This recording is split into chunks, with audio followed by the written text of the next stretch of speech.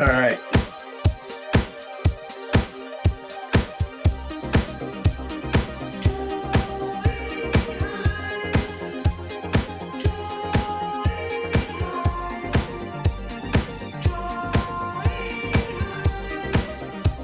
Welcome to Drawing Hive. All right. Let's see if I can steal the share from you gracefully.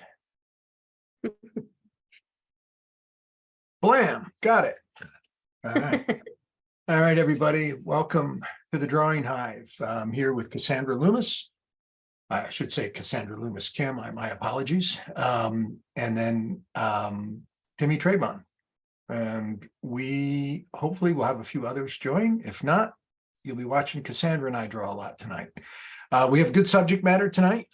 This last week was the annual Westminster Kennel Club annual show. First pose tonight is Mr. Buddy Holly, was the overall winner in the show, whatever they call the grand poobah that wins that show. Best of show, I guess, from the movie Best of Show. Great pose. Love the animation in this character. It's very candid, great action, fun shot of the dog. Second one is a Commodore named Addie. And I don't know the names to all the dogs, but I think on the first two I got right. What a great looking mop that is. I mean, that's just an amazing. How heavy is that hair alone? Oh my gosh. That's great. I like the lighting on it. I love the shape of it. I messed around with it a little bit before we got in here tonight, trying to figure out the shape a little bit. And then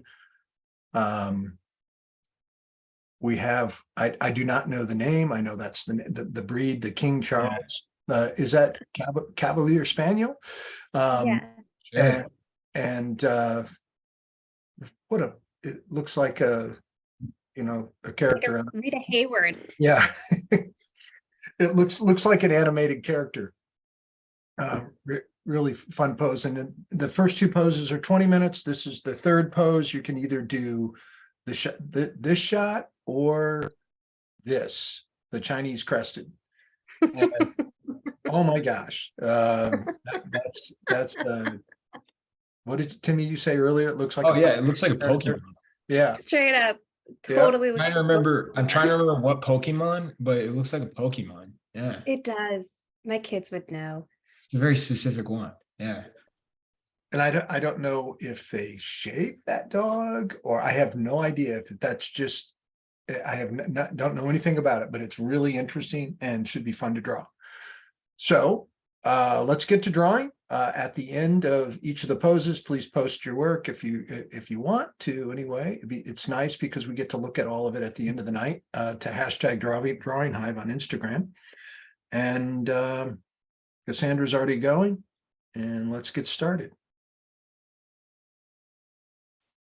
You know, it also that last dog kind of looks like Brad Pitt from Legends of the Fall. I didn't see that. I mean, not like it doesn't have Brad Pitt energy, but the hair, I'll find a reference just so you Please, can. I think I require a side-by-side. Yeah, no, it definitely has it. That's how you know you're a superstar, when people start seeing you in everything they look at. Yeah, the dog is definitely a super. You're right, John. That dog is a superstar. Yeah. I was referring to Brad Pitt, but that's okay. I know that was my joke. I've seen more than one dog referred to by somebody as saying, they basically are like, Buddy Holly just has that X factor. I immediately hear the Weezer song in my head every time I see that name. Yeah.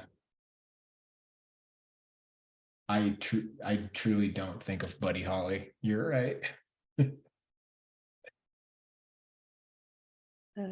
Gosh. Well, I think there's a whole website devoted to dogs that look like celebrities Oh yeah.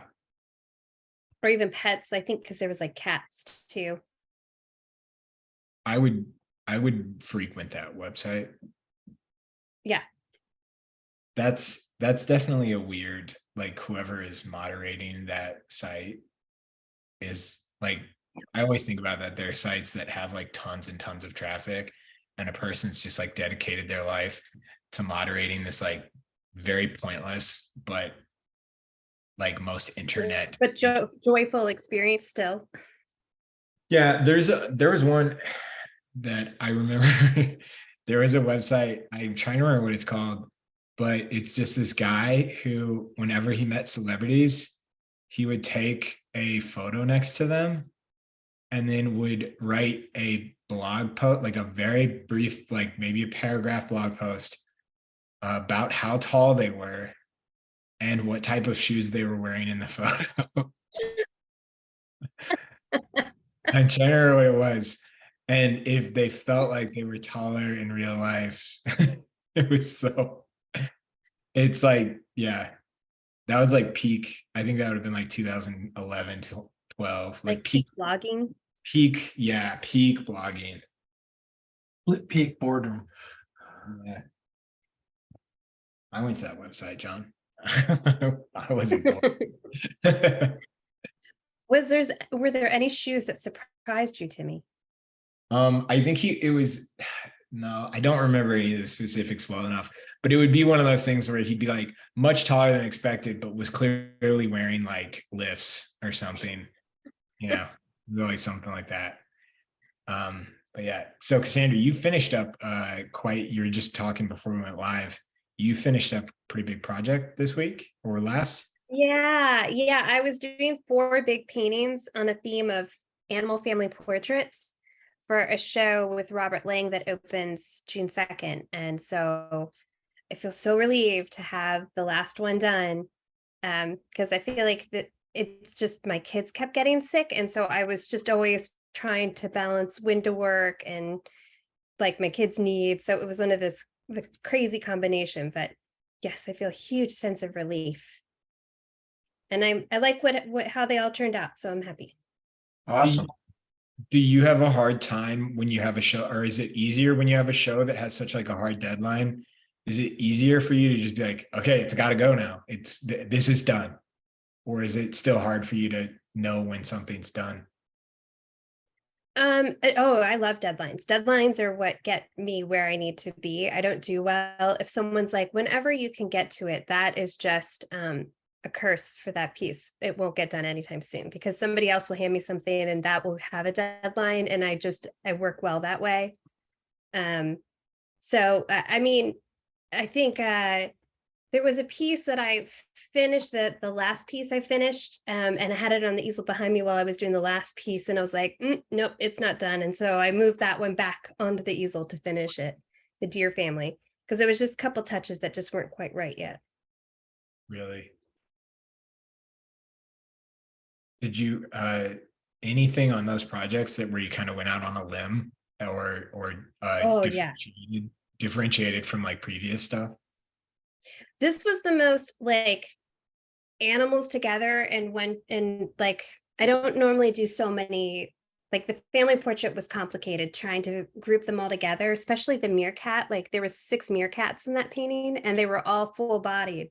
So trying to get their anatomy right well in Regency wear in an outdoor scene like that was a good challenge for me for sure.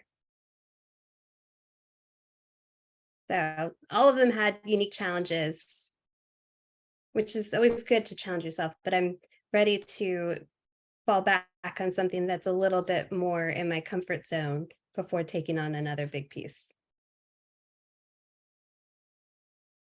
Do you So feel explain that, your comfort zone, what would that be? I think my comfort zone is ever developing, but like when I only have to think about bust and up, so like the chest area and up, and maybe I have like an arm up, but I'm not having to think about the whole area, the whole body. That's easier for me to in my head to manipulate to make in the paintings in the style that I do. So that I feel more comfortable and confident working.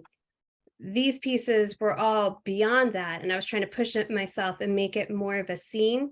So that was kind of stretching my ability of where I am. And so now I'm going back to a piece right now that I'm working on for Modern Eden's portrait show. I'm doing more of a bust portrait, and I'm able to focus on all the details in an area that I always feel a little bit more confident.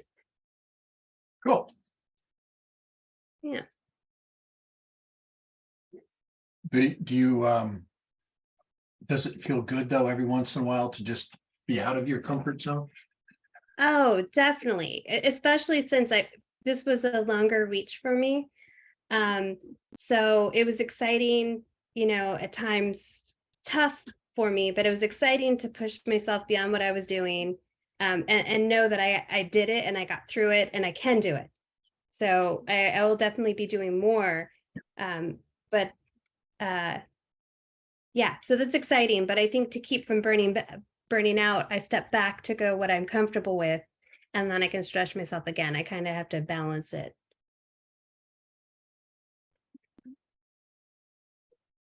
How are you? Do you like to always stretch yourself, John, or do you prefer to? Well, I don't know. It's nice I like getting in a zone, like doing something, like repeating it over and over again and just getting to a high of doing it well, at a Mhm. high level.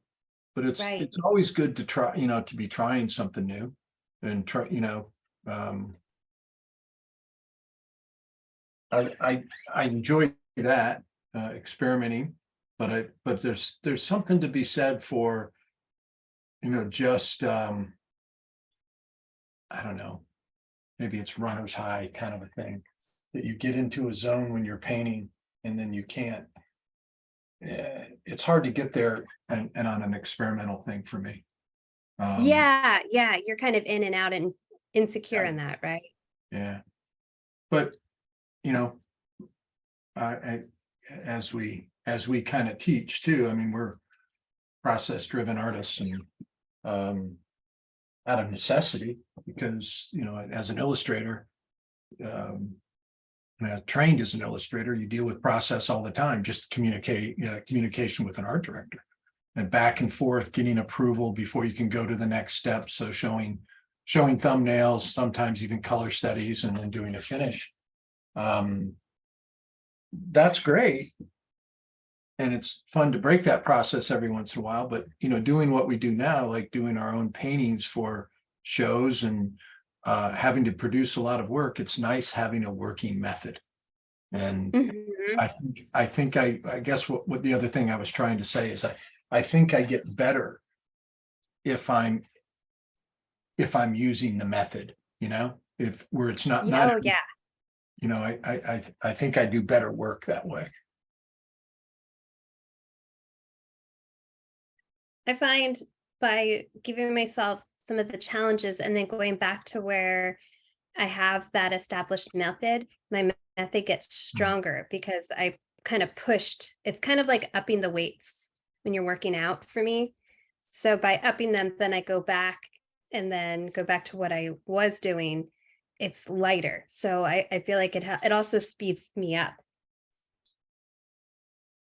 And one of the things about having a process, a couple of things that are great about it is you get continuity to your work, because you're approaching, especially if your process starts with you not being influenced by anything, by drawing from memory at the beginning. You're learning to library use yourself as a library, your own experiences. And if you have a method of doing that, it really helps with consistency. I mean, Mhm. there's no doubt, to make a living as an artist is, you got to produce a lot of work, and you got to really consider your audience. There's a lot of things that go into it. It's like,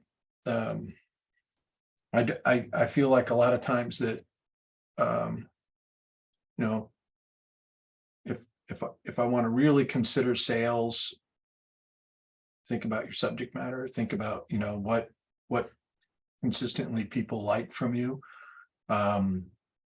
Awareness of your audience. That's all things you consider as an illustrator, but you need to consider it as a fine artist also. Definitely. But we teach that, don't we, Cassandra? Yes, we do. We have a delightful class. I think we do. Got a And then, really good group of students right now. John, you've been pretty busy working on a class too. How well, you're in the midst of it. You mean The on demand, the oh, record- building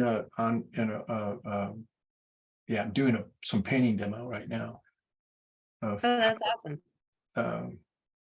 Probably very similar to what I'll show on Sunday, Cassandra, in class. Oh, that'll be perfect. Well, I don't know if it'll be perfect, but it'll be fun to do.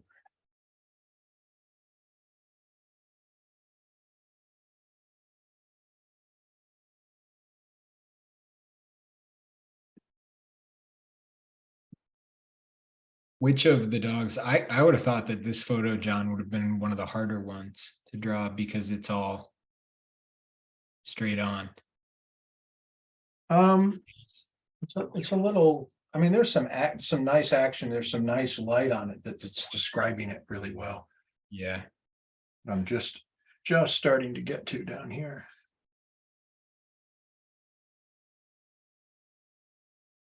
You've got great movement on yours, John. Got a ways to go. Try to draw faster. Oh, I've got to share the photo that I found of this dog. Oh, yes, please. I was showing it to John earlier. Or no, I showed it to you, Cassandra. John, Yes, yes. you missed it, John. It's too funny. It's like way too funny. Striker is for sure my favorite dog that competed. And Striker was featured in the New York Times because I thought the headline was so funny. It was Striker has no idea that he didn't win. Yeah, I listened to you two talking about it, but I haven't seen it. Okay. This is where, well, these are two photos. This is where cute, I think, crosses the line. That dog, there's no way that dog is comfortable. Right? There's not a chance. But no, this is the type. Look at this dog. Really, this dog is Striker. Those kennels Is that are, a Pomeranian? I don't know. I think it is. I'd have to look it up, but it's an expensive dog. It's a fancy dog. I mean, I bet that dog costs more than those kennels, and I know those kennels cost like thousands of dollars. But look at the water.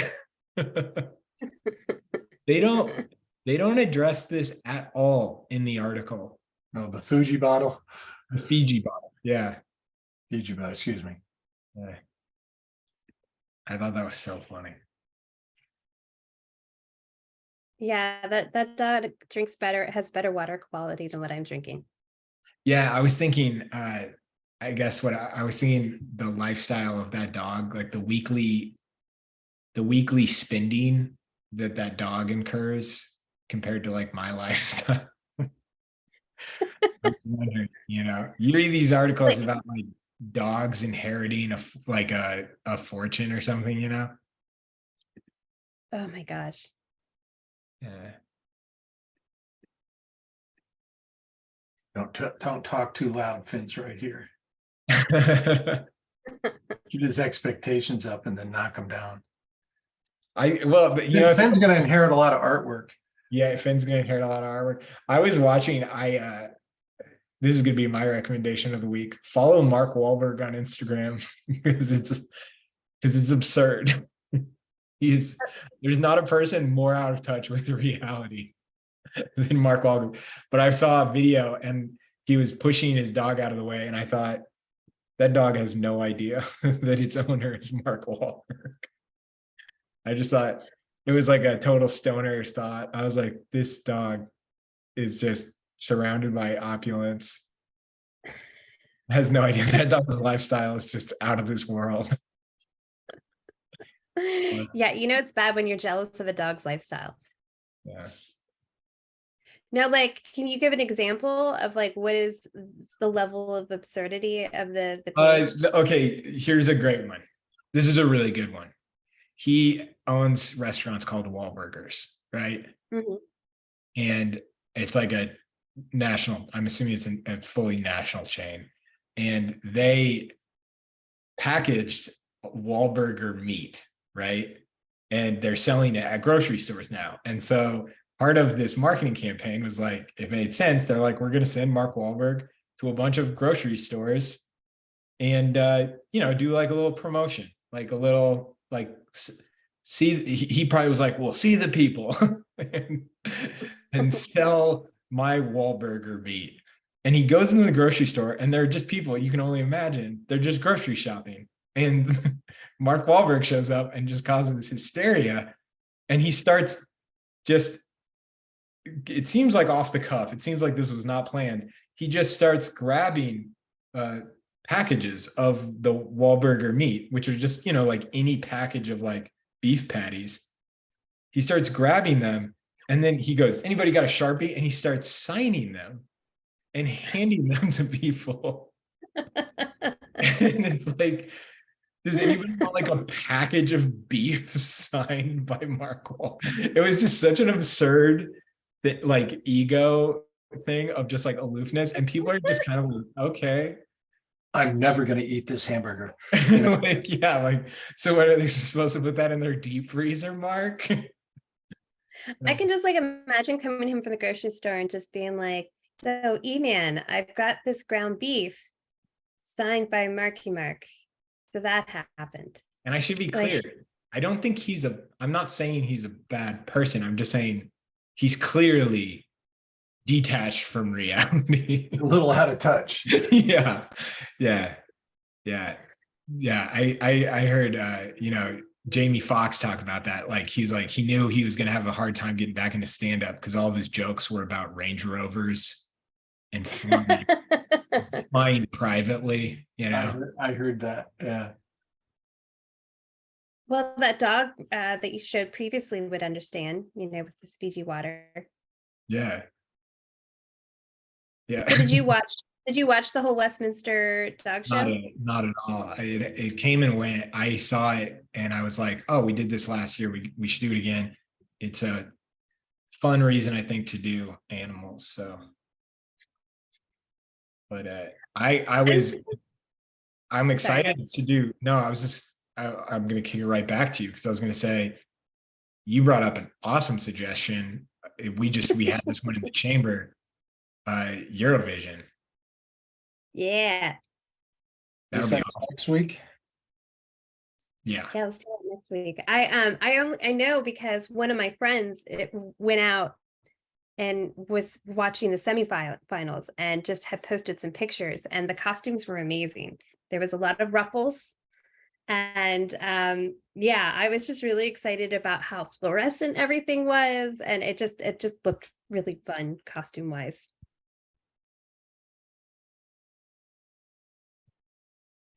And you also, don't you have a personal connection to it in some way?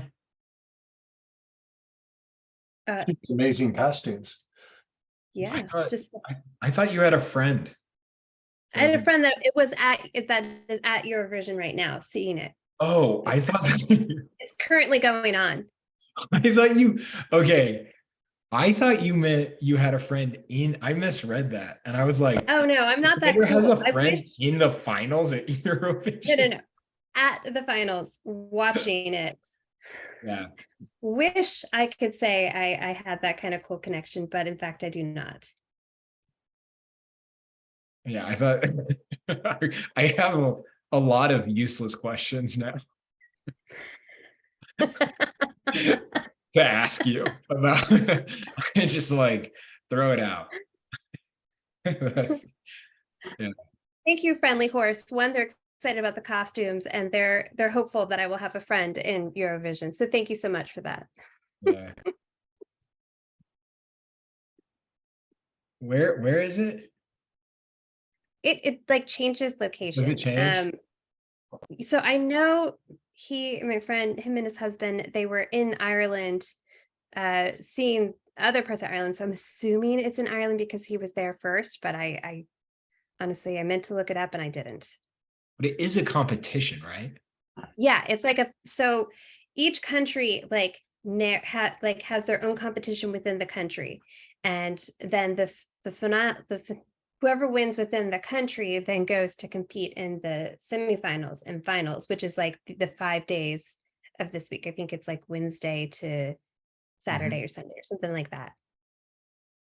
Is But it? like ABBA came out of Eurovision because they won their year. I'm assuming it's all broadcast, right? Of course it is, right? What do you mean all broadcast? Like I'm assuming it's like a Oh televised. yeah. I guess what I'm saying is it basically like global American Idol? I would almost compare it to the Olympics that happens annually. Like Okay. it's a huge deal in Europe. We're just missing out. Man. It'd be so hard. It's so hard to have a competition. It's pretty cool that they have a competition for a like a live arts event. That seems novel Yeah. outside of Um, like TV, like reality TV, yeah. And it's I had no taken idea so it was that old. ABBA came from it. yeah, ABBA won their year. Like it's just a huge deal.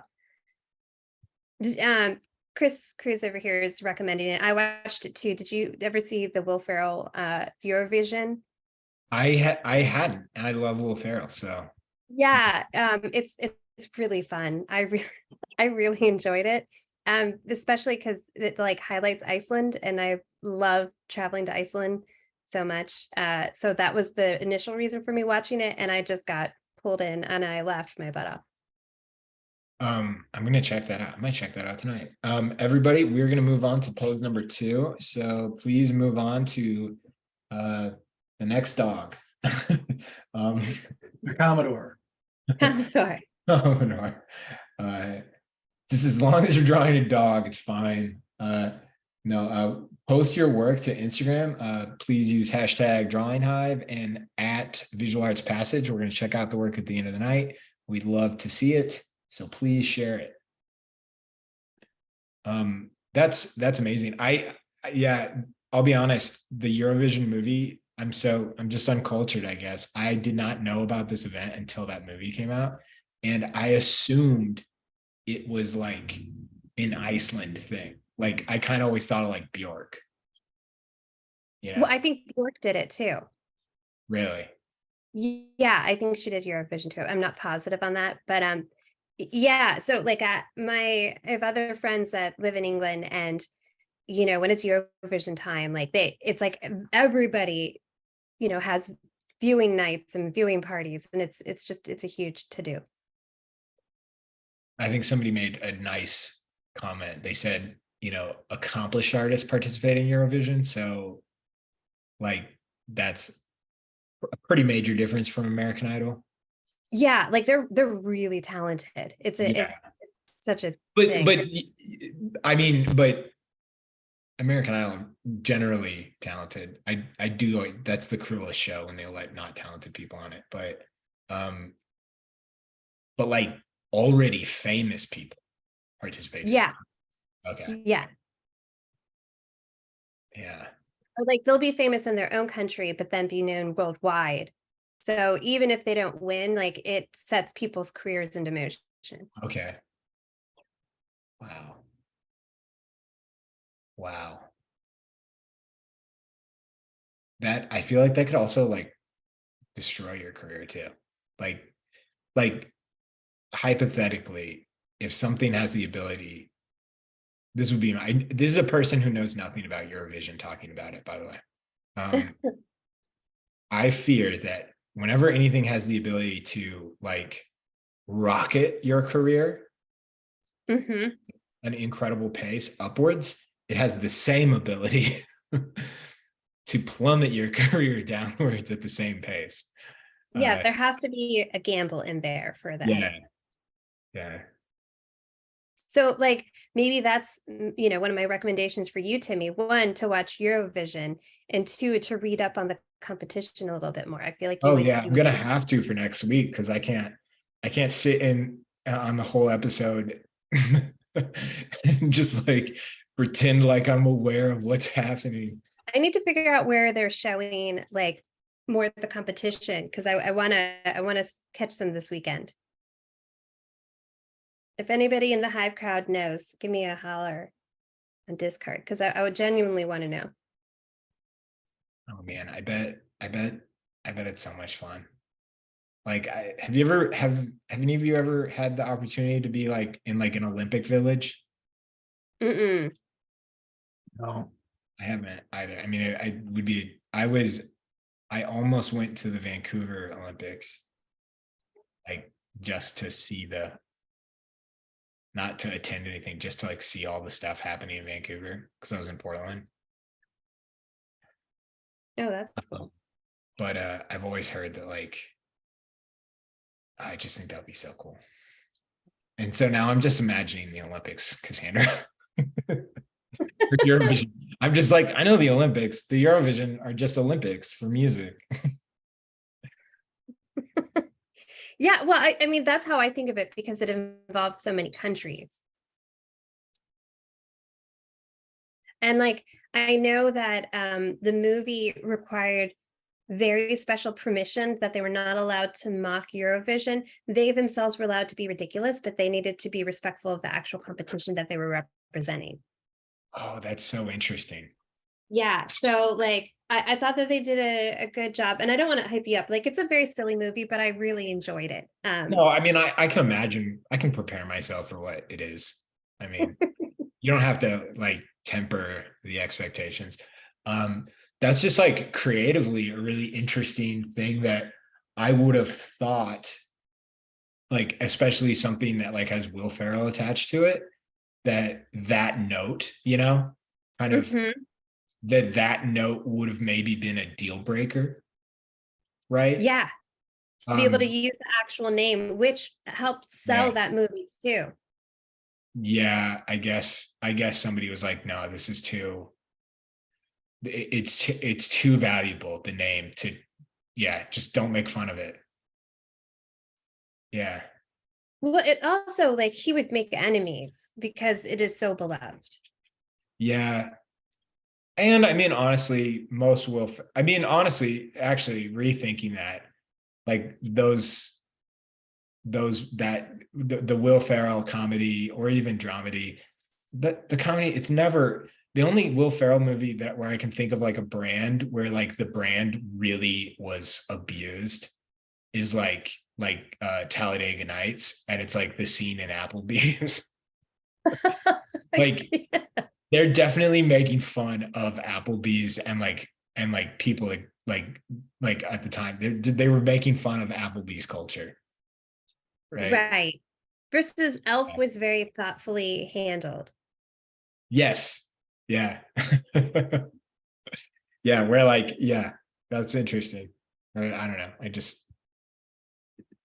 I'm gonna check that one out. Well, how you doing, Cassandra? You're on the I'm, second. I'm gonna I'm move to the second my one. silhouette of Commodore, and it's ridiculous. It is ridiculous. I kind of messed with it a little bit before we started, and I'm gonna move to that one in a second. This one's hard to finish. I can't. It is. Mine just ended up blobby, and I moved on. Well, it is a little bit, Timmy said it is kind of a tough pose because it's coming straight at you. And to get you got to nail the shapes.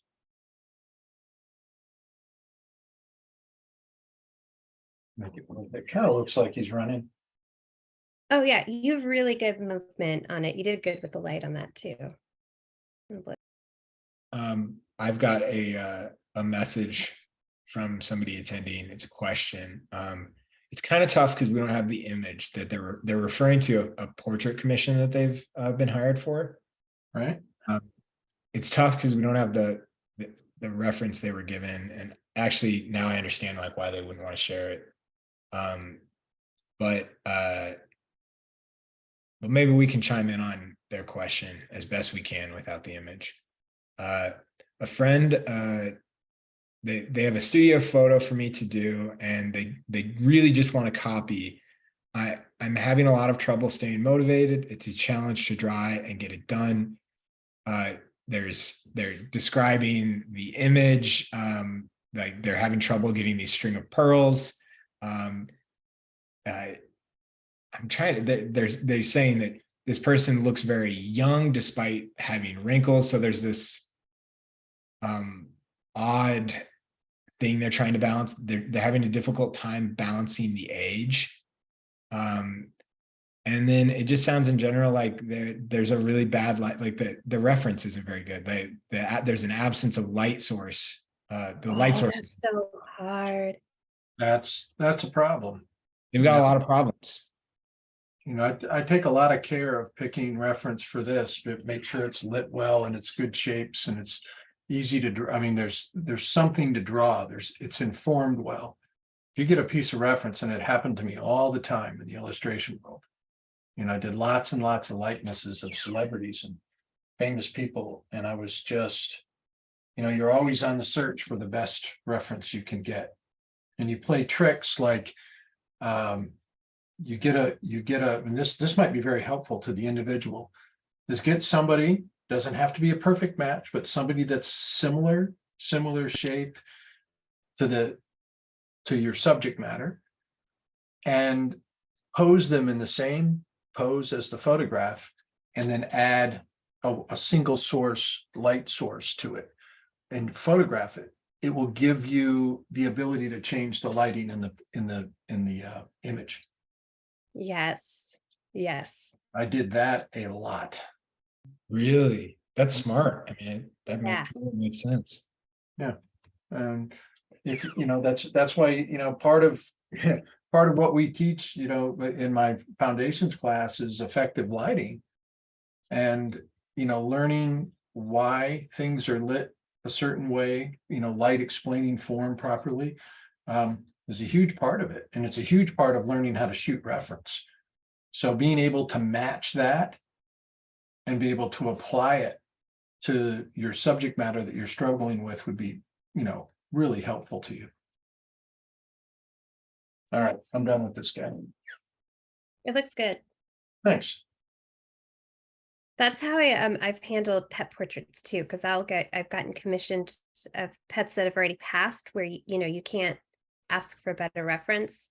So I would try to find similar dogs for reference to kind of help fill in the information that I was lacking.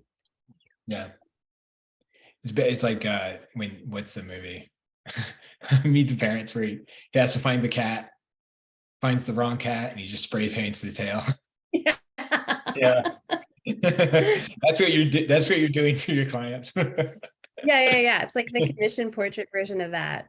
You're like, no, this is your cat. You just never noticed that. Yeah. I literally had to work one time of a photo from the 90s that they then took a picture of on their phone. So like a physical photo that they then took a picture on a phone. And I had to work from that of a cat. That's gotta be tough. It was so tough. I love how you're working with this silhouette. That's so cool.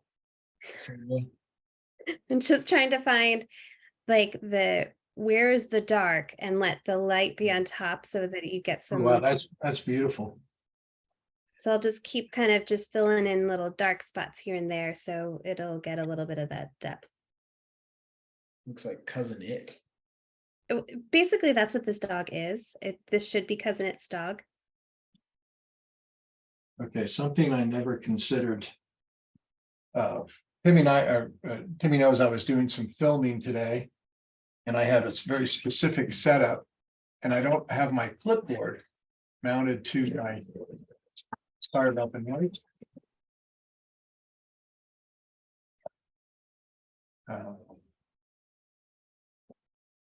And so, It was messing you up. yeah, so it's kind of different.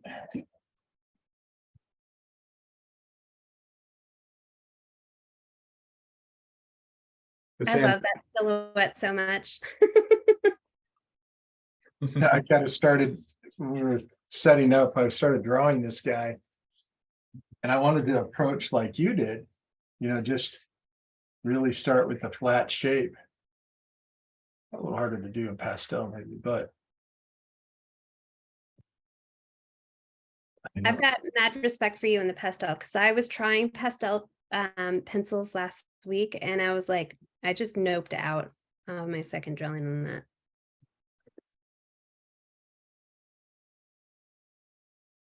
Well, we're all dog owners. So I have a question on the topic of like dogs living extravagant lifestyles. What do you think is the silliest thing you've ever done for your dog? I crocheted her a sweater and a hat. Yeah, With that's Icelandic wool. good. A hat is pretty good. If I can find it, I'll text it to Yeah, you. because that hat was on for like 30 seconds, right? No, she kept it on. Oh, that's cool. That's Yeah. cool. I seriously have the chillest dog ever.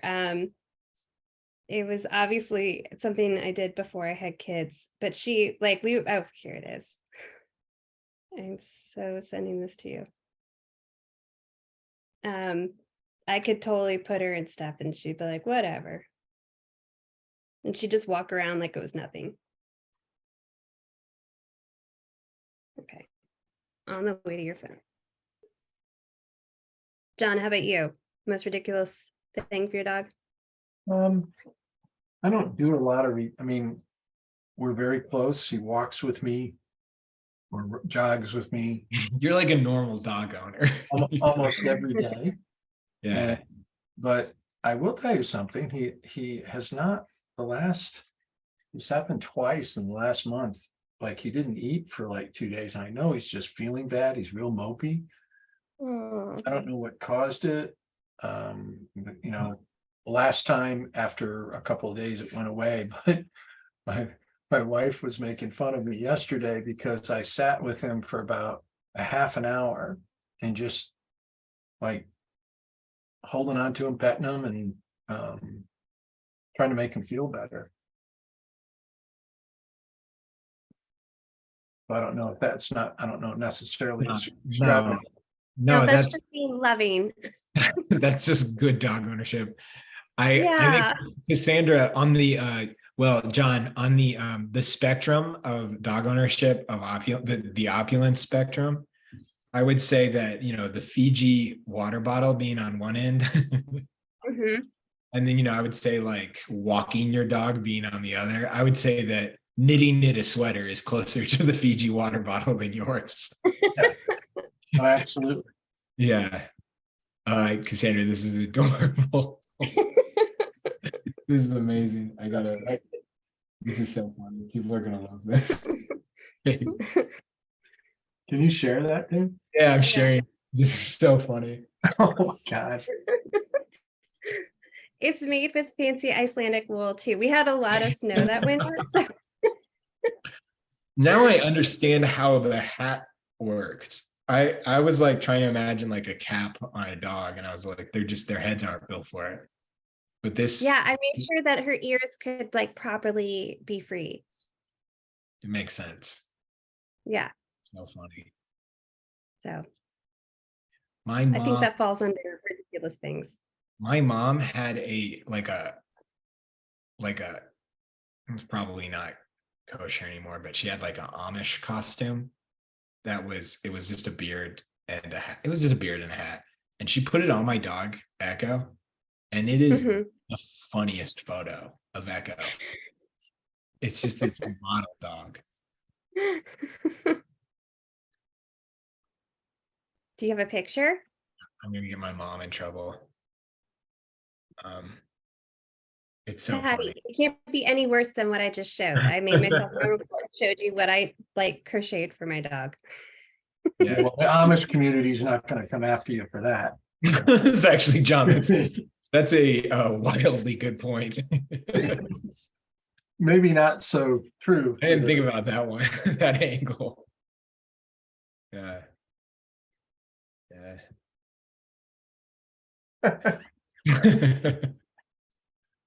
That's pretty funny. I'm trying to find it. It's from forever ago, but it was so funny. Because it just looked like my dog had a beard. It like I think the thing that made it work was that the wig is the exact same color as my dog's hair. That's why. Oh, that does make it amazing. Yeah. Well, I don't want to upset you, Timmy, but your dog does have a beard. Yeah. All dogs They do. do kind of. All dogs have a beard, except for that Except for fourth. the one, well, no, it was the facial hair, I think, didn't it? The Yeah. one at the end. The Brad Pitt hair. Yeah. Oh, here it is. It looks like an old timey. And oh, this is why she did it, is because I bought Echo. I've totally forgot about it. There's a reason. I bought Echo from an Amish person. Oh, that's right. You did tell me that. So Echo is not Amish, but was the No, that's great. dog. The expression on Echo's face, it's just Yeah, this is pretty funny. It's pretty good. I love Yeah. that picture so much. Only my mom could be like at a Halloween store and be like, that's perfect for a dog. Brilliant. Yeah. She had a good eye. She had a good eye.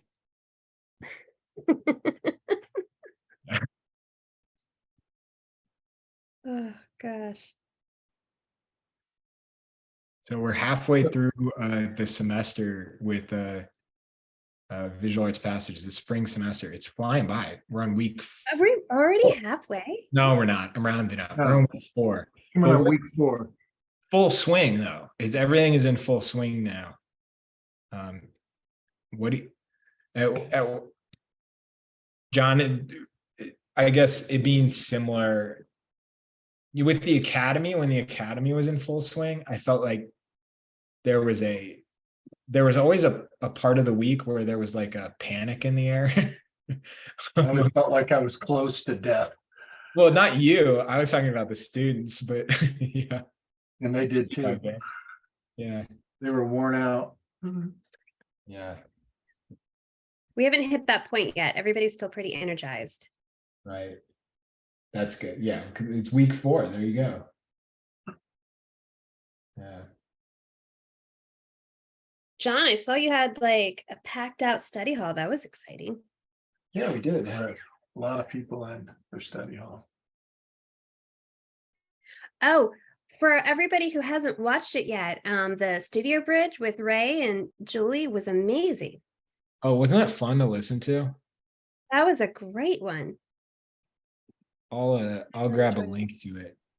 That was a great episode. I really enjoyed that one. Yeah. It was on Her work is so good. I just love to see what she's always working on. yeah, it's for anybody wondering, it's Julie Beck. Really amazing gallery painter. Talked with Raymond for about almost like hour 40. Hour and a half.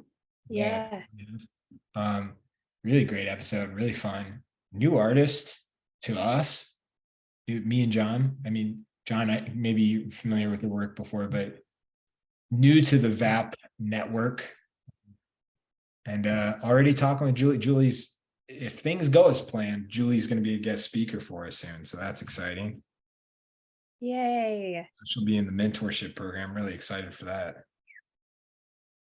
She's perfect for that because she's so excited to share knowledge, and she's such an amazing example of like what happens with hard work. She worked her butt off to be that good, and it's inspiring.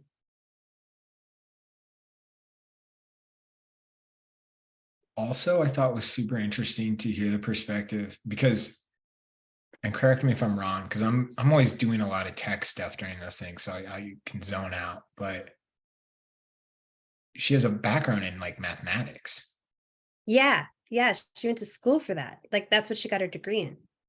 It's really interesting to hear perspective of an artist from that angle. Hmm. Like what like a mathematic mind talk about art is kind of fun. Yeah, well, and to hear how she breaks down like painting process and the way that she looks at things, like I thought that that was just really great to hear and a really cool perspective. Isn't that funny though that like when I was a kid there was I felt like it was more common, and I bet it's becoming less common. Oh, that's the end of the second pose, everybody. So we're moving on to the longer. It's a longer pose. Our third and final pose is about 40 to 45 minutes. You can choose. You can draw both 3 and 4, reference 3 and 4, or you can pick one and really dig into it. But post your work to Instagram, #DrawingHive, and add visual arts passage in the caption, and we'll check it out at the end. No, on Julie Beck, the like the having the mathematic mind, but then also being a just really creative, visually skilled person. I think it's interesting because when I was younger, like, I mean, like you get put in a class and like so quickly they'd be like, "Oh, Timmy's good at math." Hmm.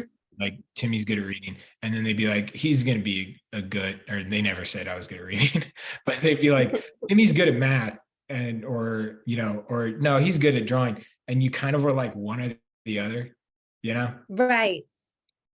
You got put into the this group, and it was like pretty black and white, like there were Kind of fewer pigeonholed that way. people that were just like, yeah, he does it all. I don't know. Which is weird because we have people like Da Vinci, who is Yeah. proof of like mathematics and art and how beautifully they go together. And like that's just such an early example of that. Uh-huh, So, totally. it seems weird to me that people don't put those two together as often. Yeah. My father was really sharp with math. Really? And, ability to do math in his head. At a pretty simple math, pretty high level. Really? My much older sister's ex-husband, he could do like extremely he could do like multiplication and division to the decimal to 4-digit numbers in his head. Wow. It was unbelievable. It was like the coolest party trick. Anytime he came over, like me and my brothers would have a calculator out. Just like we would just like yell multiplication problems at him.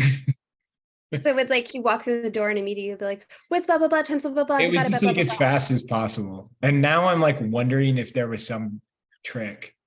But he was like a savant when it came to math and memorization of things. It was pretty crazy. Amazing. Yeah. But I do now, looking back on it now, I'm like, was that all some parlor trick? Was there a calculator somewhere behind me?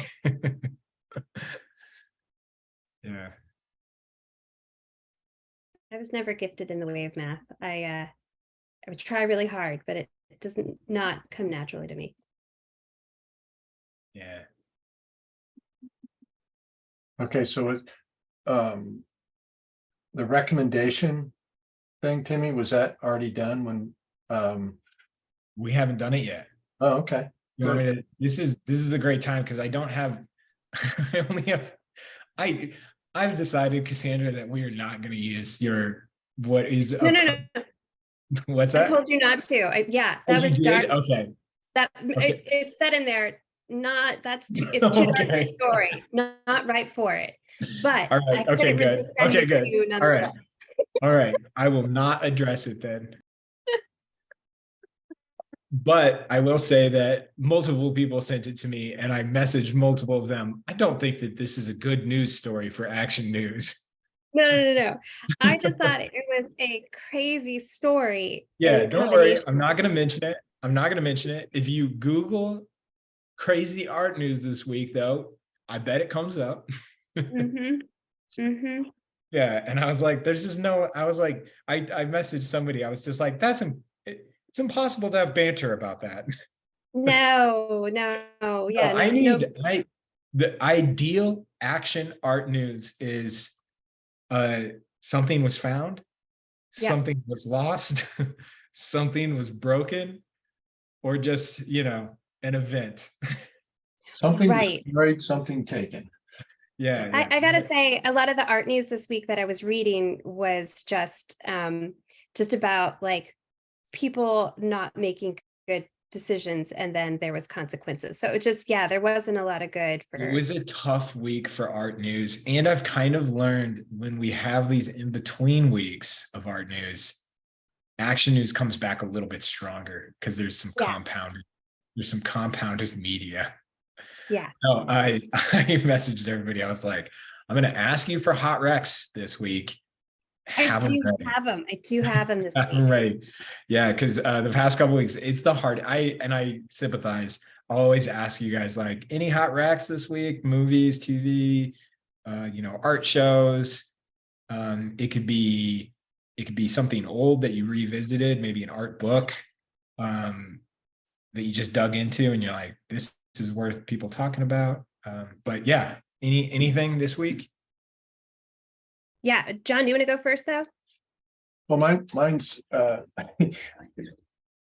my interaction with pop culture is probably not near at the level of most people in here. I kind of stick to, I do listen to the news and watch a few things, but a couple of weeks ago I went to the lake and I read a really great book called The Worst Hard Time. And it's a story, it's kind of the opposite of Steinbeck's Scrape of Wrath, and where everybody left the Midwest during the Dust Bowl. It was about the Mhm. people that stayed. And it was Oh, really interesting, all the hardship that they went through and it's interesting for me. I live in Kansas City, so a lot of local towns, and it was, it went in and out of a lot of historical facts, a lot of photography, but it was really, really wonderful story. And I'm glad I didn't live here at that time. sorry, one more time. What is the name of the book? It's called The Worst Hard Time by Timothy Egan, Okay. written about 15 years ago. But it's a Yeah. really nice, I don't know, nice is a good word, a very truthful look at what went on here and why it happened. So it's I dropped a link to it in the chat. Thank you for that. Yeah, I'm gonna check that out. That's interesting. it was Yeah. a really nice book, and it's like anybody that was a Steinbeck fan, like I am, Grapes of Wrath's a great story, but this was kind of like a little contrary to it, of people that stuck around and dealt with it, didn't leave, and the hardships that they went through. What do you think? Would you be able to say what you thought was maybe the most unsuspecting or surprising about it? Well, I mean, it was the reasoning of why it happened. First, it was just it was like Good. literally the perfect storm of wheat prices and the ability, how quickly people could make money farming wheat and just stripping all the grassland, pulling up all the grass and leaving the soil raw. And it just like was self-perpetuating. Once the more and more soil, the cheaper, and the more wheat that they produced, the cheaper it got, the more people tried to produce. And so they just kept tearing up the soil and getting rid of all the grassland that held the earth down. And then the storm started, Mm. and, there were these dust storms that would just happen, at some point, like during, from 33 to 36, they were happening almost daily and just dropping, picking up earth and then dropping it on every, and the government didn't really start dealing with it until one of the storms went as far away as Washington. And the sky turned black in DC because of a dust storm from the Midwest. And they're like, oh, we need to really start dealing and helping these people. Yeah. Pretty amazing. And the people what people went through to stay was just horrific. So good story. Yeah. Probably pretty good perseverance story. Oh, absolutely. Yeah. And again, I like things that are, I like reading things that were, that happened. There's a lot, it's a heavily researched and factual story. And real people involved. So I like things like that.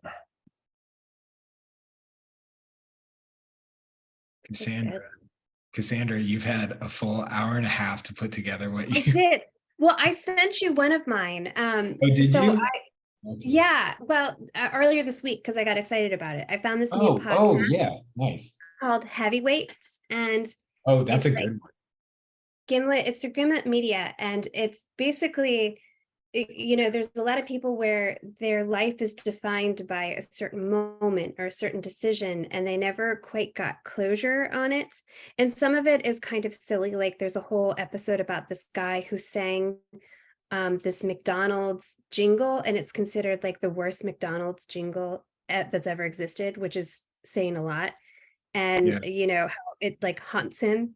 And then another person is like how he handled, like he was an apprentice to a big artist and something went by a mere inch, and how that affected his career.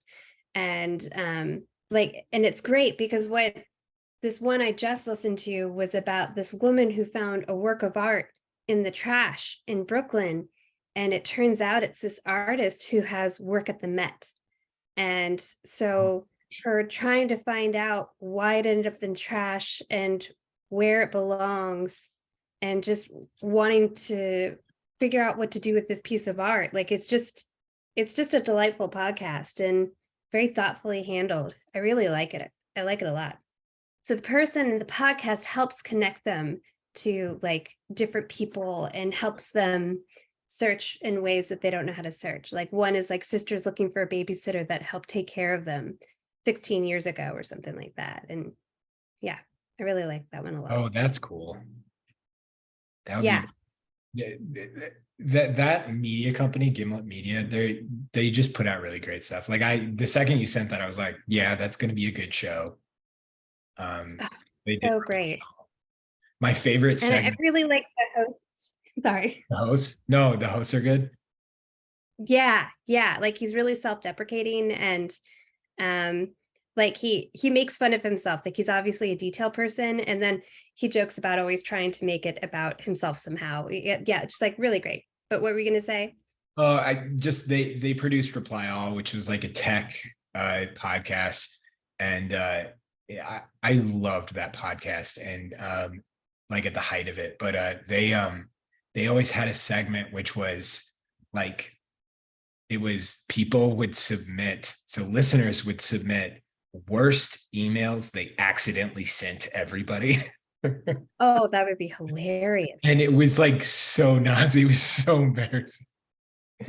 Yeah, it was like it was like you would like cringe to listen. It was so bad though. No, but that's a Gimlet Media, everything they did that series Homecoming.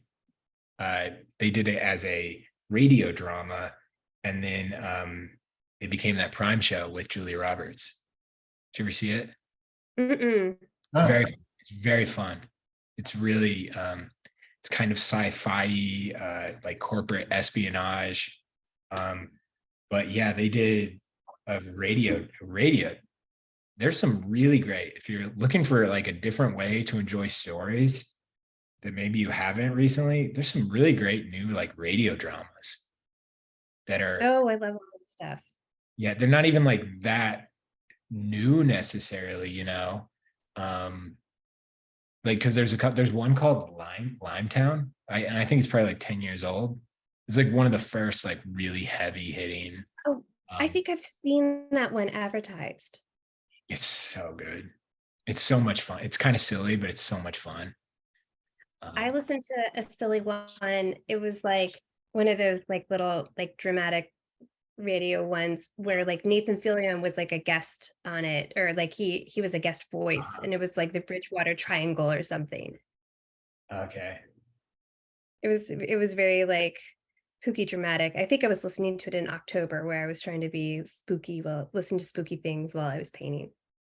Somebody said I won't say their name, and I won't answer the question live because if I answer your question live, it posts it everywhere. But they said they emailed a project manager and wrote what a blank the architect was, and they accidentally copied the architect. Oof. Oh, It's so bad. Thanks. I have a rule now. I have a rule that I started maybe 6 years ago. I have John's gonna be like, you don't always follow that rule. No, somebody told me, like, no matter what, don't screenshot texts. Don't do it. It's always bad. It's too complicated. You'll think that you're sending it, but you're actually on the original text thread and you send it to the person that you copied it to. I didn't even think about that. Yeah, it is the easiest way to create I mean, honestly, the best solution to these problems is don't talk about people when they're not around. but Yes. but yeah, screenshotting text. I feel like that's my generation started doing that, and then it's like you see it everywhere. I mean, yeah. Oh, I have one more recommendation. I'm a huge Troy Brooks fan. I love his art so much. He does these like femme fatale kind of paintings that are surreal. But he just got interviewed on Off the Easel podcast, and it was just delightful to listen to. So if you like Troy Brooks, that was a really great one. And they always interview really interesting artists in general, but I love getting to hear Troy Brooks talk. What was the name again? Just so I can. Troy Brooks. Troy Brooks, Off the Easel. Is that the podcast you were on too? Yeah, because I've shown with them both a few times. They're super nice. I really, really like talking with them. That's awesome. I really enjoyed that podcast. Well, thanks for listening to it, Timmy. Oh yeah, it's a good one.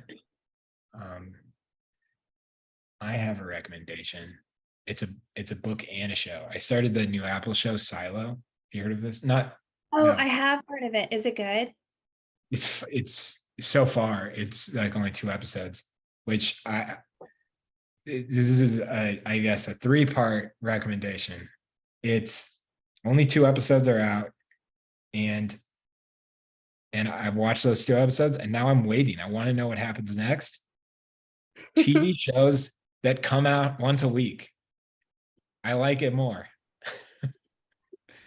It like draws it out, and my friends watching it, and so now we have a week to talk about it, like if we made up, we're in the same spot in the show.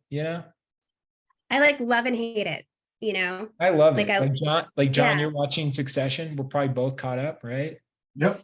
Yeah, we can like talk about it. We get to like reflect on the story and think about the artistic decisions of the show. Whereas if they release Succession, like Netflix, like, first of all, we wouldn't be talking. It would have come out 8 weeks ago. We wouldn't be talking about it at all anymore. And I don't know. It just gives there's like less gestation, Mm-hmm. You kind of forget it because you do it so much. Yeah. But so Silo, and then I was so into the first two episodes. My wife G, she had the book. And so I started reading the book, and the book's a blast. The book is really fun. And it's total science fiction. I I would almost call it like the characters are not young adult, but I think it probably falls into the category of young adult books.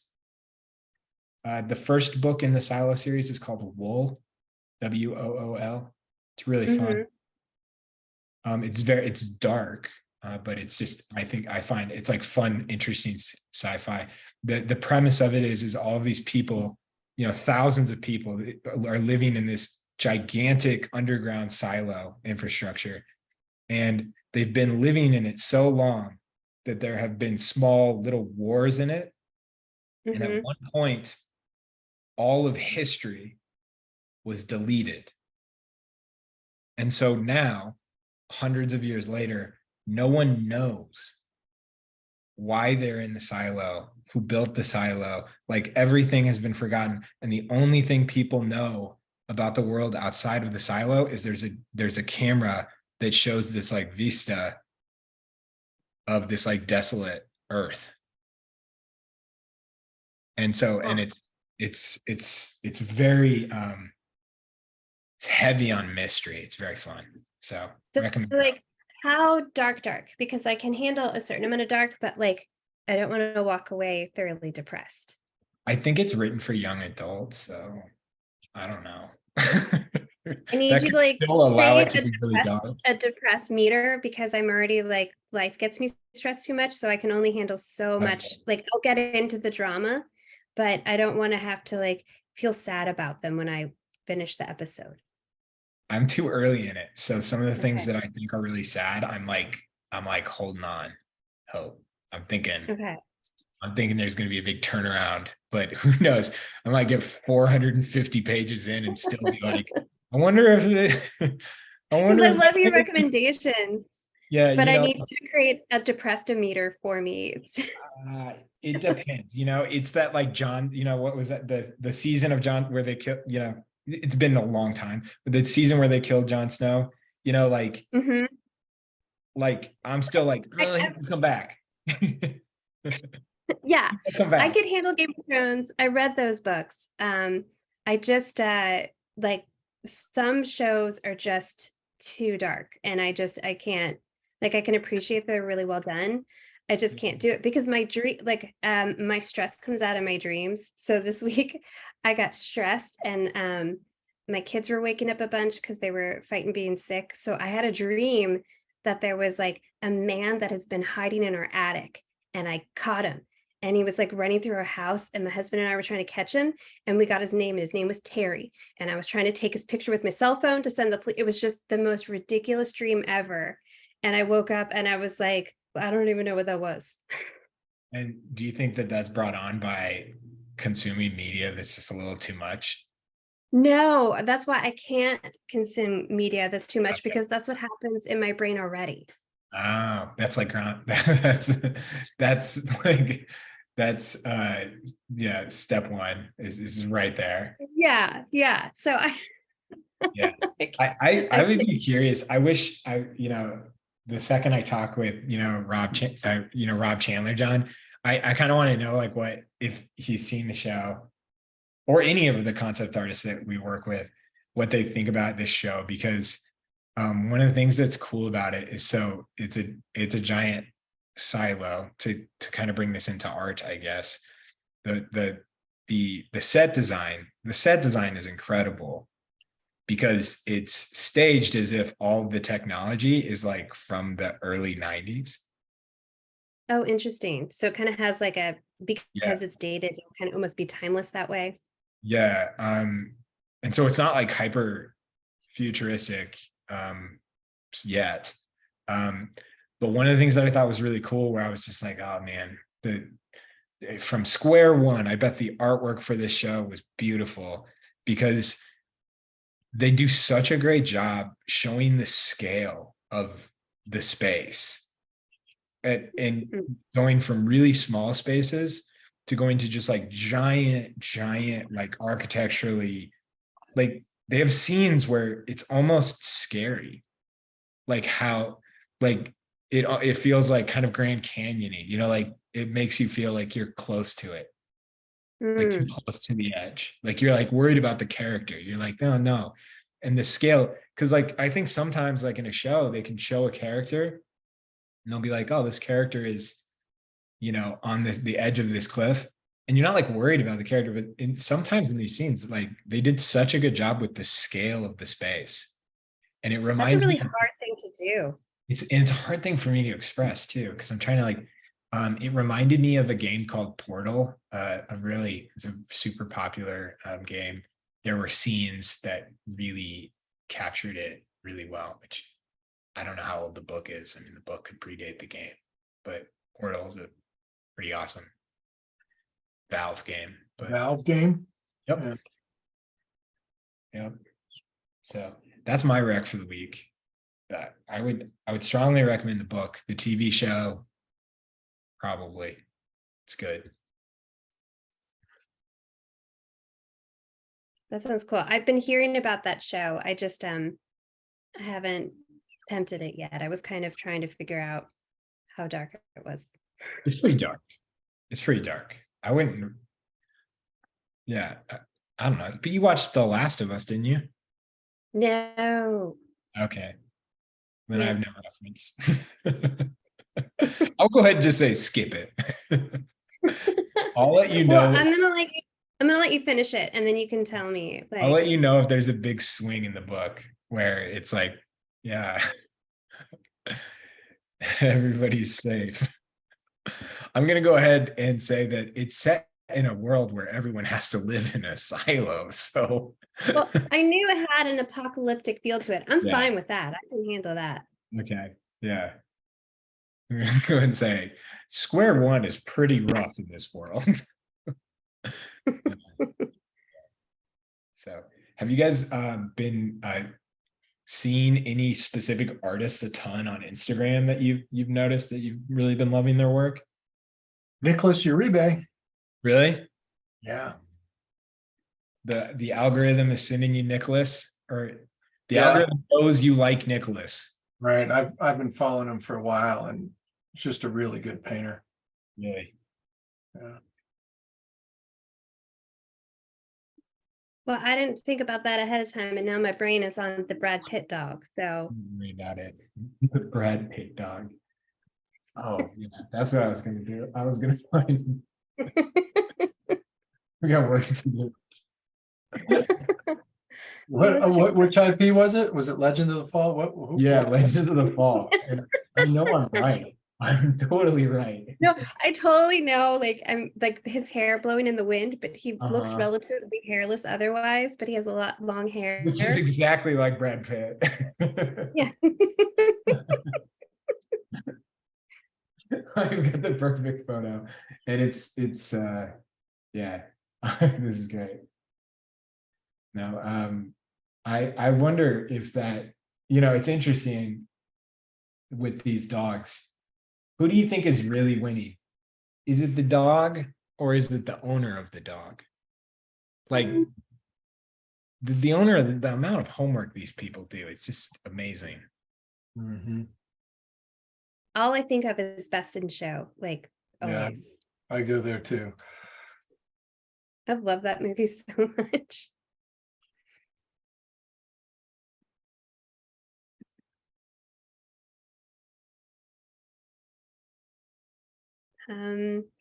Somebody's asking what materials we're using. John, what materials are you using? I'm just drawing in pastel on a mid-tone paper. I'm using really just two pastels on this. I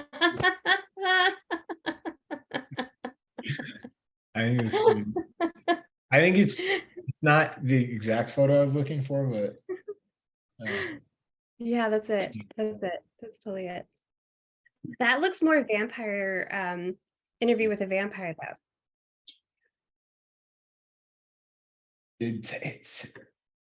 Does- says edge of the thumb, but you're right. It does look it. During a studio bridge drawing session, Audrey and I drew reference from Interview with a Vampire. And Audrey still jokes with me about it as I try to change Brad Pitt's hairstyle. It's the goofiest figure I've ever drawn in my life. He looks so strange. And she'll laugh about it every time we're drawing. I just I love it. love that I have that with Audrey. I want you to unearth that drawing somewhere. And I have it somewhere, and you're not gonna see it. Audrey keeps sending it to me. She screen captured it. She keeps sending it to me to remind me. Oh, so what I need to do is talk to And Audrey and be like, hey, and she keeps telling me, I love this. I want this drawing. And there's just an oddness to it. It's so strange. And it looked just like Brad Pitt until I changed his hairstyle.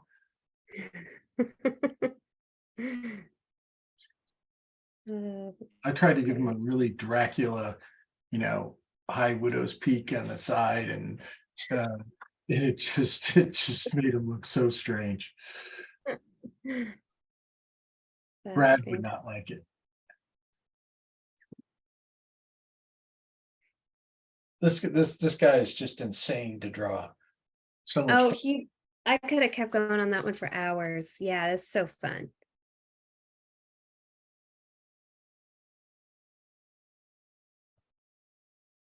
This one's hard. Like painting a horse.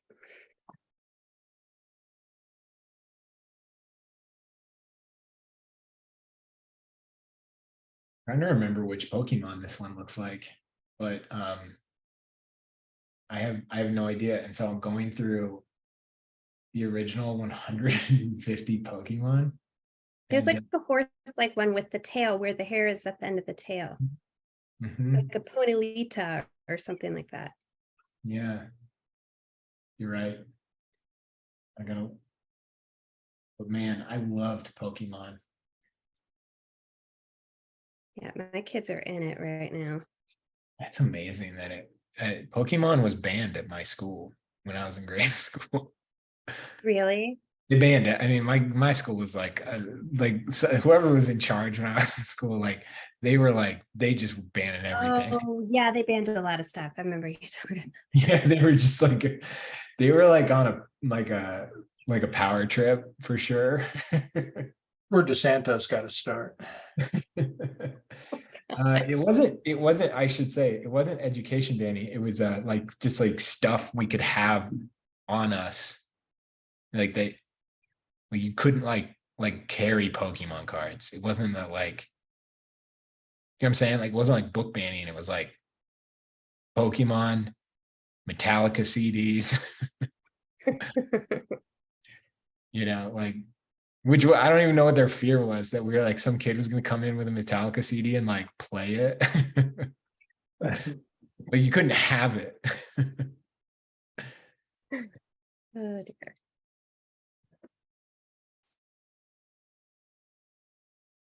Okay. This guy's like drawing a puzzle. Yeah. Trying to keep track of the shadows of that one. Yeah. You just have to try to get the impression. Good challenge. It's fun to do. Mm-hmm. You're right, it's Ponyta. Bonita. Yep. Yeah.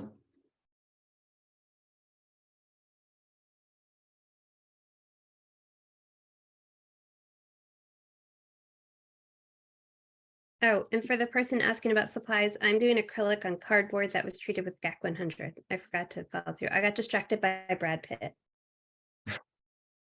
Oh my gosh. and his amazing hair. Cassandra, can you see my screen? Can you see Yeah. my? Okay. This is part of what I'll probably do on Sunday. A little draw. I was drawing up this little painting, but look at my masonite. I'm so proud of you.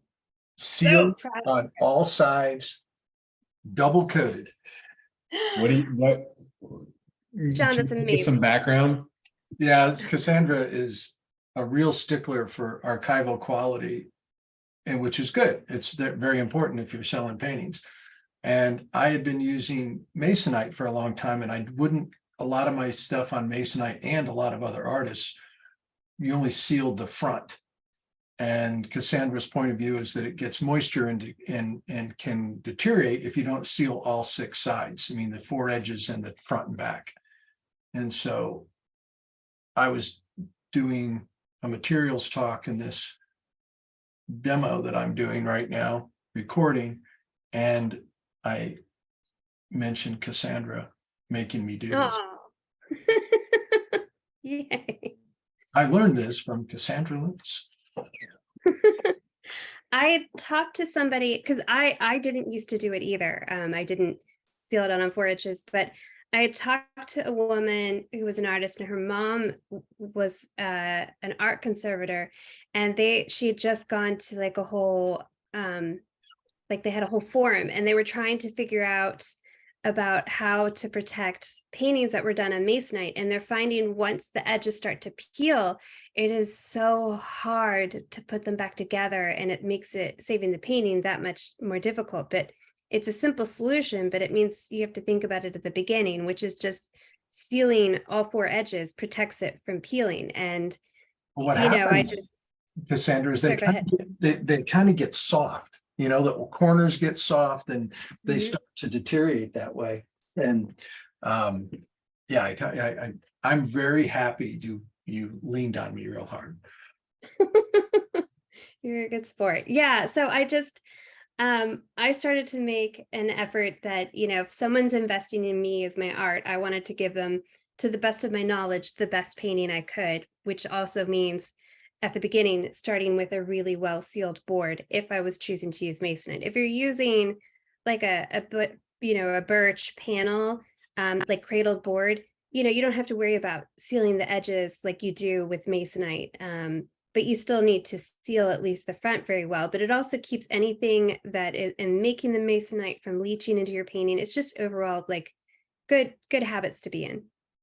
Yeah, well, the Masonite's a compressed composite, and they'll just fall apart if they get wet over Mhm. time. So, And stuff happens in your home. You just want to know that like the painting can make it if something happens, like water gets in, or yeah. there's a very expensive artwork, not mine, I'm referring to, of other artists I know that worked on Masonite a lot. And I can assure you that not all 6 sides are sealed. Well, and I don't think it was really discussed until more recently. Like I don't think people were realizing how much art was being made on Masonite, because it is a wonderful surface to paint on. Well, And now they know. Yeah, people were using Masonite and gator board a lot. Yeah. And gator board's really durable, and it'll probably, whatever chemicals that are in there will probably be around to the end of time. But maybe not. You're always taking a chance, I guess. Mm-hmm.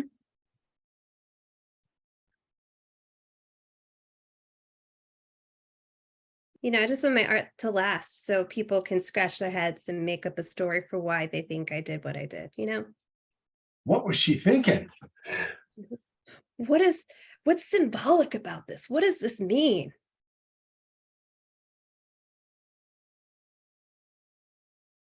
Like, why did John English paint that tree where that tree is? It must represent his path of his life, and the fork in the road. I'm always curious how much of that is truly what the artist was doing versus like someone commissioning them, or just they really liked to paint what they painted. What Watkinson did for years, for like 12 years, he did the cover of Books Illustrated.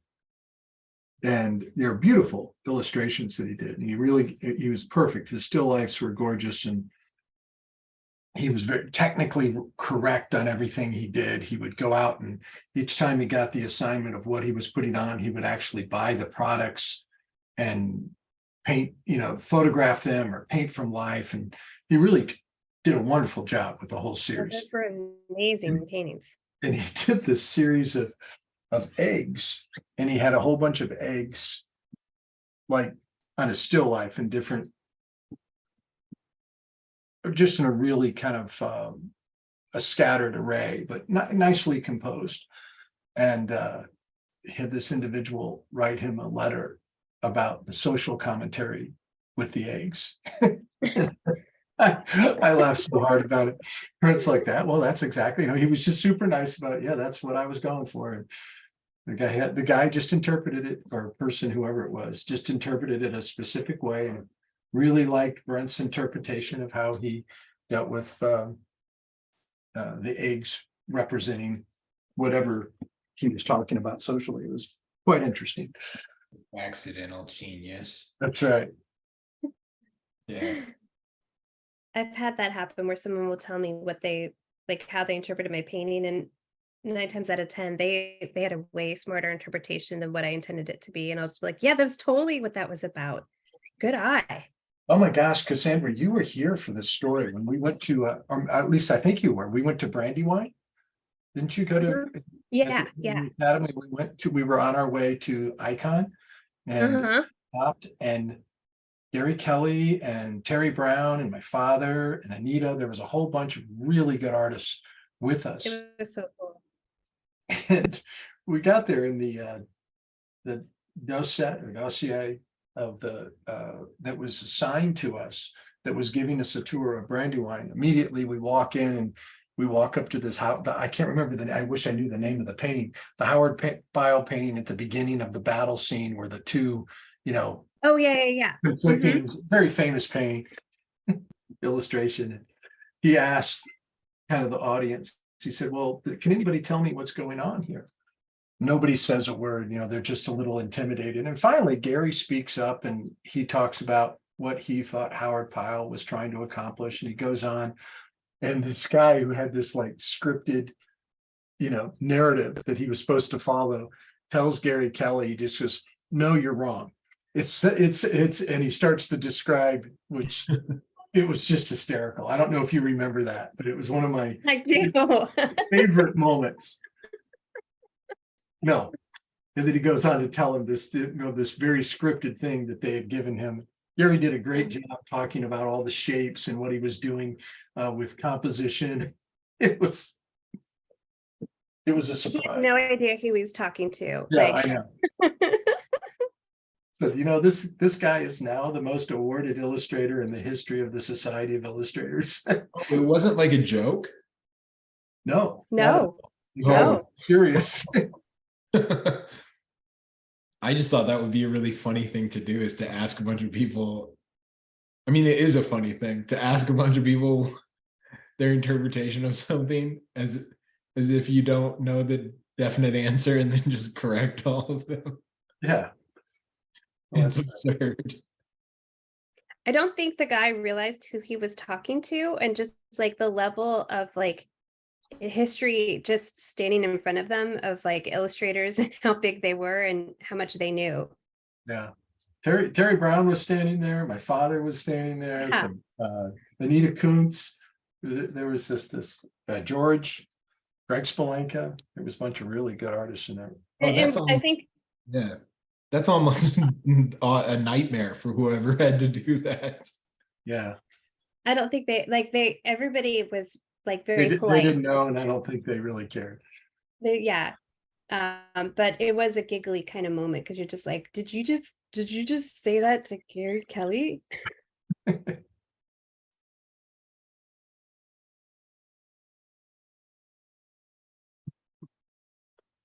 Yeah, were you guys like, were students there? You were a student? Oh, Cassandra? yeah. Cassandra Yeah. was a student at the time. Did you guys have to, like, when you got back to the studio, be like, all right, now you guys don't get to talk to us like that? Well, it's like all of us were like, dude, that's not how it's done. Like, Yeah. Yeah, I could see students almost being defensive. It's fine. The good old days, Cassandra. Oh, that was just an experience of a lifetime. Yeah. I actually went to lunch with a student today that I had at the Kansas City Art Institute. 30, well, in 1993, however many years that is, about 30 years. It's the majority of my life. Yep. I was 5. But it was, I mean, really nice for somebody to reach out to me and Yeah, that's cool. look me up, and I ran into him locally here in town, unfortunately at a funeral, but we kind of reconnected and had just a wonderful conversation with him today. Oh, that's lovely. One of benefits for teaching for a long period of time. John, do you have many? I know you learned a lot from your dad and his peers, but do you have many like kind of teacher like figures that are still in your life? All my, I include Gary as a teacher, just because I learned so much just by standing close to him and listening to him talk to students. I learned a lot from Gary. Chris Payne, learned a lot from Chris Payne. But most of it makes me, that's why I got, anybody want, I was telling this person today, I said, if you want to see me cry, go watch me. Yeah, I didn't mean to do that. No, but no, seriously, all my, all my heroes are kind of gone now. The ones that I knew. And Yeah. I mean, the ones I learned from a lot, but Man, I'm constantly looking for, I know it's not like there's nothing better than like the mentor feeling. Like Cassandra, have you had many like mentors? I guess mentor is like the best word, but like a person that you feel like you can really confide in for help. I'm just laughing because just the other night I saw a Seinfeld episode where they all got mentors. It was hysterical. Well, it's funny because like when I look for a mentor, it's much more complicated because it's not like my life is not like it's not like I need a mentor who's really good at drawing or painting. You know what I'm saying? Like I'm looking for a more dynamic one. I was telling somebody that the other day. I was like, I think I'm mentor shopping.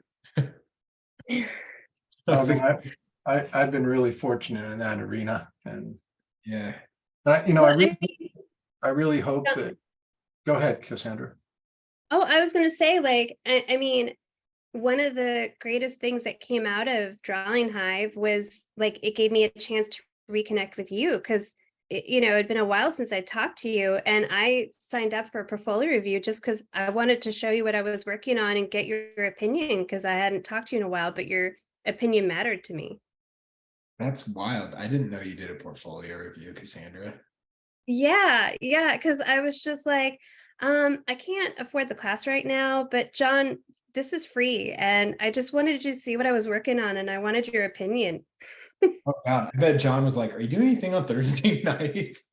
No, I was already going to all of Illustration Isolation. Like I was showing up every week and I loving it. guarantee Cassandra, I guarantee within an hour of that review, John called me and was like, "Can you send Cassandra a link?" Oh, that's how I got a guest speaker because he was like, "This is what you're doing." Yeah. Okay. Yeah. Well, you know what? I mean, that's a big part of it. I mean, that's how I learned, and that's what I want our school to be like. I want you to learn from people that are, that will treat you like, a mentorship relationship, Uh-huh. and it works. Yeah. Yeah. I always, whenever I think of like the mentorship relationship, because there's just different people react differently to different types of coaching. And that's why I think certain teachers can certain students can thrive with certain teachers really well. And then, there are teachers that have, I always think of the movie Whiplash, Oh gosh. right? Because that's one version of it, where it's It is. Yeah. some people, oh, everybody, that's the last pose, but we're going to give you all 4 minutes to post your work. We're going to keep working and talking for a little bit, and then we're going to check it all out. So please post your work to Instagram, #DrawingHive and @VisualArtsPassage. I wanted to follow up with that, Timmy, real quick, and I think that's one of the really, really important things about learning art is being put in the right room with the right people that have the information you're looking for. And I think that something I think that is kind of different with the way we do it is we make people commit to a direction, and it's so much easier to guide somebody when they have an outcome in mind. And without it, you can just spend years chasing. And so having an outcome and knowing how they can apply, again, our goal with our program is to help people develop career, and to do that, I think an artist really has to analyze what is it that they're trying to accomplish and where do they want to work, and they got to know where that exists. Right. Generally, they don't. Generally, people don't think that way. I think they think that they just keep aimlessly learning as much as they can about making art without focusing it into a very specific direction. Mm. I mean, I think it's cool. I mean, I was thinking earlier this week, John, I was like, man, I wish there was a mentorship program for people who run online art schools. Because I was like, that would really simplify this recruitment situation I have. Yeah, I understand. The curse of being unique and doing things different. yeah. I have people in my life who I would say I wouldn't say are mentors, because I'd be worried that they heard me say that they were a mentor and they'd be like, I barely talk to that guy. you know what I'm saying? They'd be like, Mhm. oh, Who is that guy? kind of creepy to me. I didn't think we were there yet. Yeah, that's what I'm saying. That's exactly what I'm saying. They'd be like, I've got a lot of mentees right now. I'll fill it up, but Yeah, good job. we'll let you know if there's any availability soon.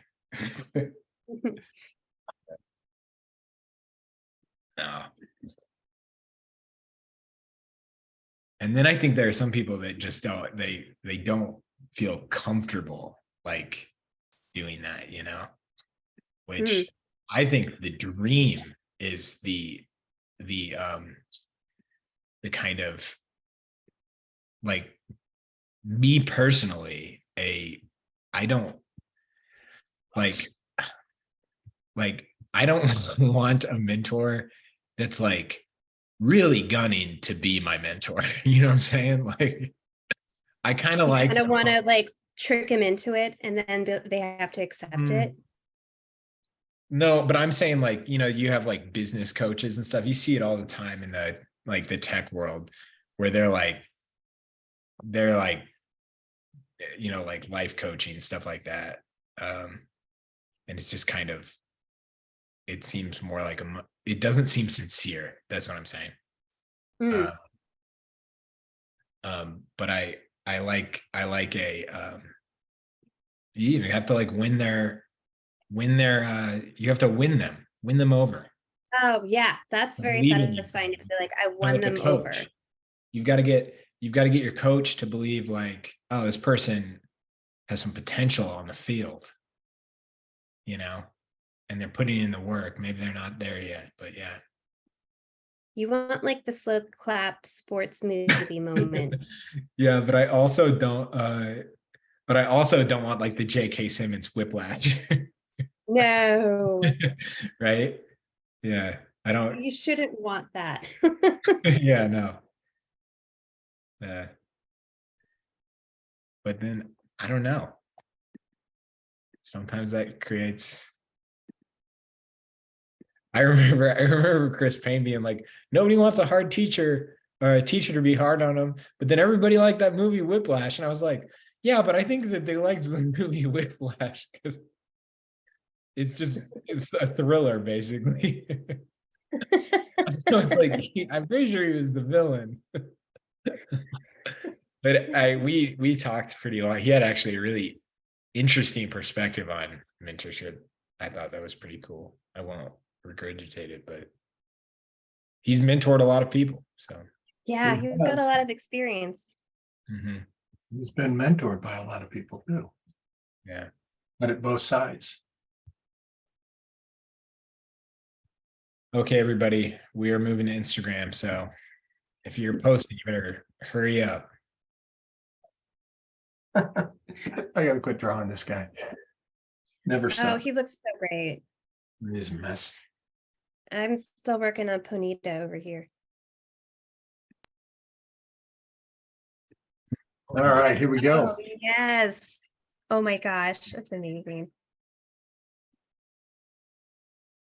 My last refresh. This is so good. Oh, that's Oh, God. This is lovely. great. I'm already delighted. Oh, wow. Hey, Wow. well This is done. awesome. Nice. Oh, that's so great. It's the little like bell bottom, like you know, You got great movement with all the hair on that. Good yeah, job.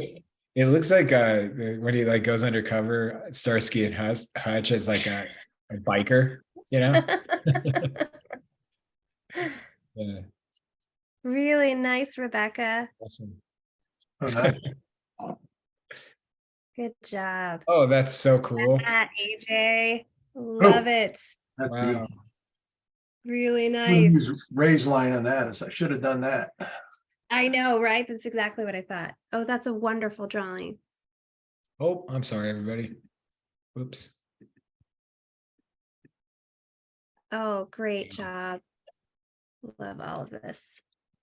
Really nice. The Rita Hayward of dogs. Good job. Good hair. Nice Commodore. That's fun. Love it. That's really cool. Hey, that's so cool. I like how you have it stepping through the box. Yeah. Really Is nice. that like an Sally. official Westminster Ooh. box? That's a great page. I Sally. like that you put the crown on Buddy Holly. That's like a nice touch there. Nice. Oh, beautiful. Great texture and movement there. Ooh, really nice. Very sleek. Who's that Pokemon? Yeah. Good job. Good Wow. movement. Great. Oh, wow. Really nice. That's too funny. John, That's so, John, you gotta look. I'm looking at it. It's funny. that is so That's creepy. amazing. That's nice too. Wait, can you go back and heart that one for me? That one needs a heart. That one. Yes. That's, Good job, John and Cord. that's like the live action Cats movie. Yes. It's weird. Really nice, Jeff. That's Really good job there.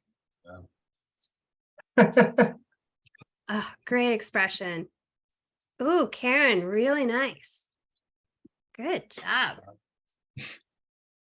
Oh, that's nice. Love it. Oh man, that's awesome, Jeff. Oh, that is so fun.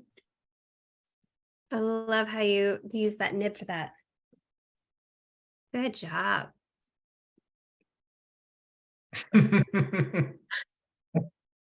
Karen, that's amazing. That's so funny. You That people is make me great. so happy. Oh, So that's fun. good. It's nice. Really nice. Everybody has such good, like Buddy Oh, that's Holly. Like great. it really feels like it's That is running. good. That's a really good drawing. Goes So after. is that Nice. one. Hey, Really welcome nice, back. Anna. Yeah. Great job. Oh, lovely. Oh, John and Quarter, you are Like, on dude, tonight. Yes. right. The Nice. eyelashes. The right subject matter. The little cigarette, Oh my gosh, that was amazing. man. You shouldn't smoke cigarettes, but if you do. Oh, that's lovely. That's Really nice. well handled. Good job. Nice, Leslie. Wow. Oh, that's so great. Marcy, I love that you figured out how to put pink cheeks on it. Yeah. Oh, so fun. Funny. Reference as if a zombie apocalypse. Well done. Oh, Wow. really great movement. I love how you handled the hair there. I love just the nose and the tongue being dark. Mhm. Good Uh, job. Great. That dog is so wild. It is. It's like already so too.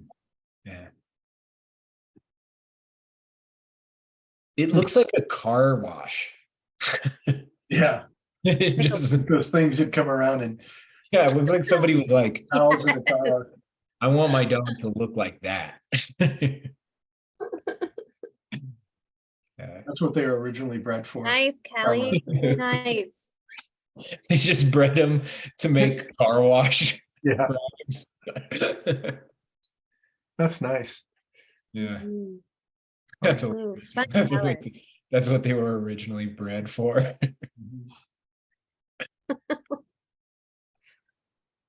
It's funny.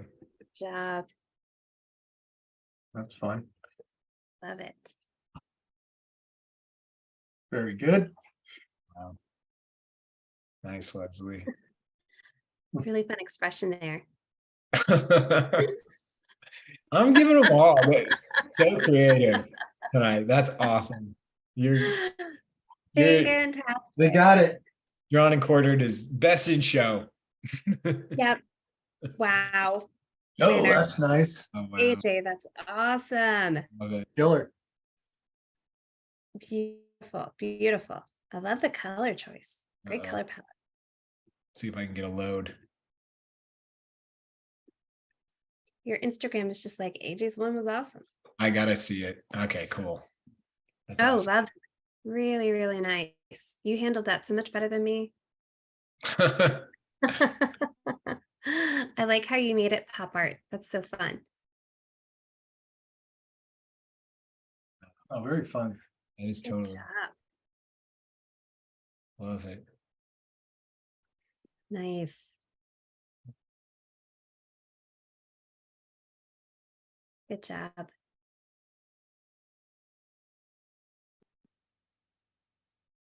Nice.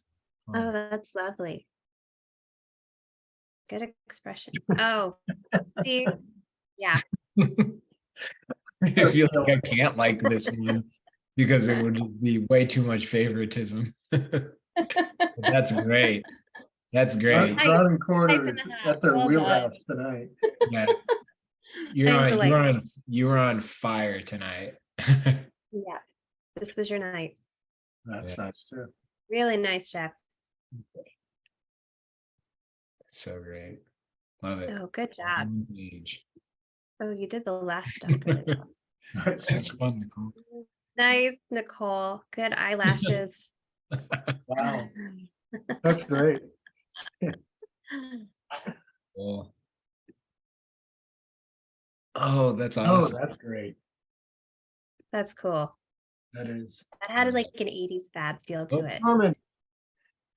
I'm gonna end on this one. All right, everybody. What a great night. It was fun. Thank you for drawing with us. Timmy, anything you need to say? No, check out Brent Watkinson's color theory class. We've got some more on-demand content coming out soon. Our super early bird enrollment is actually starting for the summer semester. So if you want to jump on it, this is like ahead of the curve. So use discount code ARTSY, $200 off. So All right, everybody. Have Have a a nice great week.